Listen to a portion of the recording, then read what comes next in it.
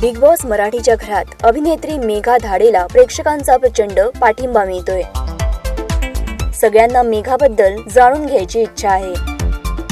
Big बॉसच्या घरात मेघा नेहमीच आपल्या नवऱ्याबद्दल बोलताना दिसते। आज आपण तिच्या करिअर आणि पर्सनल लाईफ बद्दल आणखी काही गोष्टी जाणून घेऊयात। मेघा लग्नाच्या आधीच आई बनली होती।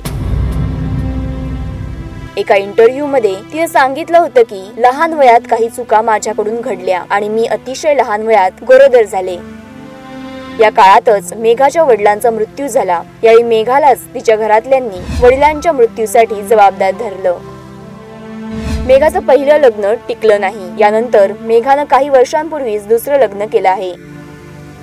तिच्या नवऱ्याचंही हे दुसरं लग्न आहे। त्यांना एक 15 वर्षाचा मुलगा असून त्या मुलासोबत तिचं नातं एखाद्या मैत्रिणीसारखं आहे, असं मेघानं बिग बॉसच्या घरात सांगितलं होतं।